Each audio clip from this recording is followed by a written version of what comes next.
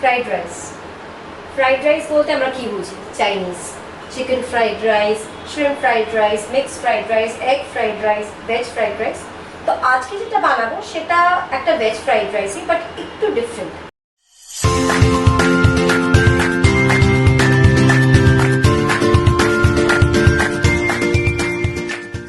Good afternoon everybody, welcome back to the channel.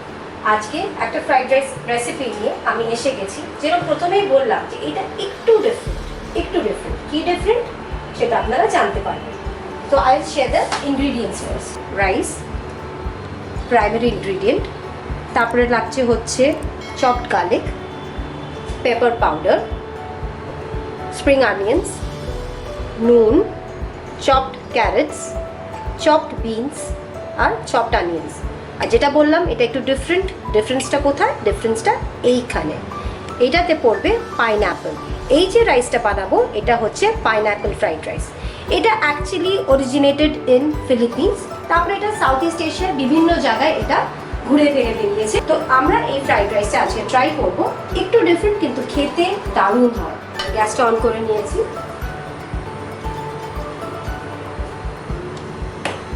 তার মধ্যে একটু হোয়াইট অয়েল দিয়ে দেবো,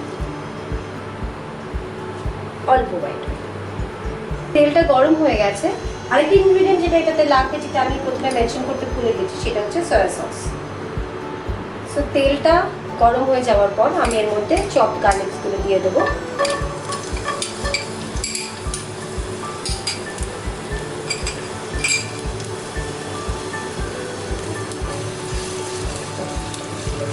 গার্লিকগুলো একটু ভাজা ভাজা করে নেব, যাতে এই অয়েলে গার্লিকের ফ্লেভারটা ইনডিউস হয়ে যায়। গার্লিকটা ভাজা হয়ে গেছে, এবার এর মধ্যে এই চপড অনিয়ন্সগুলো দিয়ে দেবো। অনিয়ন্সটা বেশি আমি ভাজবো না, অনিয়নটা একটুখানি ট্রান্সপারেন্ট হয়ে গেলেই আমি তারপরে বাকি ভেজিটেবলসগুলো এক এক করে দিয়ে দেবো। ক্যাপসিকাম অ্যাড করে দিলাম, তারপরে এই বিনস, চপড বিনসগুলো, চপড ক্যারেটস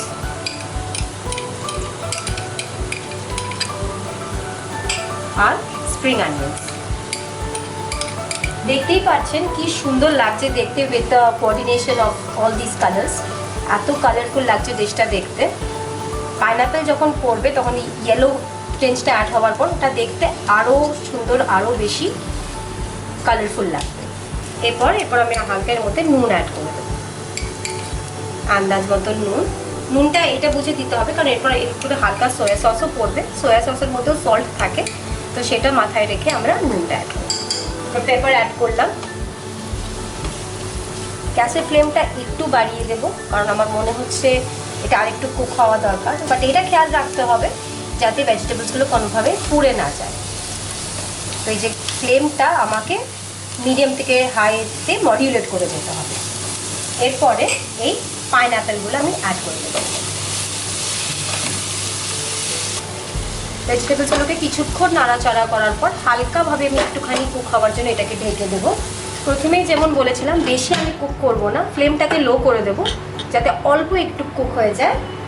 তারপরে আমি রাইসটা অ্যাড করব। ঢাকনাটা এবার সরিয়ে দেবো। হয়ে গেছে, ভেজিটেবলসগুলো মোটামুটি যতটুকু আমাদের দরকার অতটুকু কুক হয়ে গেছে। এবার একটু সয়া সসটা অ্যাড করে নেব।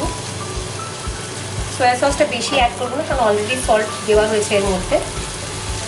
অল্প একটু হালকা সয়া সস অ্যাড করে দেবো।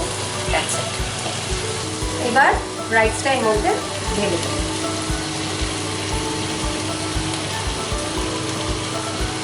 ভালো করে রাইসটা এবার মিক্স করে নেব। যেরকম প্রথমেই আপনাদের বলেছিলাম, দিস ডিশ ইট টেস্টস অসম। অ্যারোমাটা দারুণ এসছে, সত্যি কথা বলছি। আপনাদের যদি শোনাতে পারতাম ক্যামেরা থ্রু দিয়ে তাহলে বুঝতে পারতেন। ইটস রিয়েলি স্মেলিং অসম।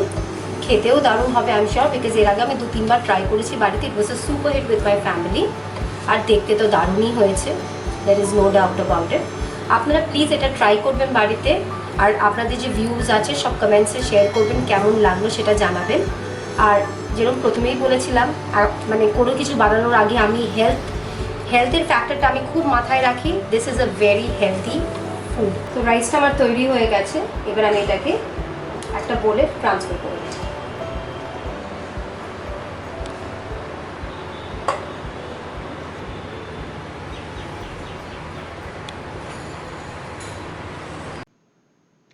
তো ফ্রেন্ডস, আমাদের ফ্রুট ফ্রাইড রাইস বা more specifically pineapple fried rice is done. যেমন বললাম, সুযোগ পেলে তোমরা এটা প্লিজ ট্রাই করো, তোমাদের সবার ভালো লাগবে। একটা নতুনত্ব। ভিডিওটা ভালো লাগলে একটা থামস আপ, আর এমন আরও ইন্টারেস্টিং রেসিপি বানাতে চাইলে চ্যানেলটা প্লিজ সাবস্ক্রাইব করো। আজ এতটুকুই, পরের ব্লগে আবার দেখা হবে কোনো ইন্টারেস্টিং রেসিপি নিয়ে। ততক্ষণের জন্য বাই।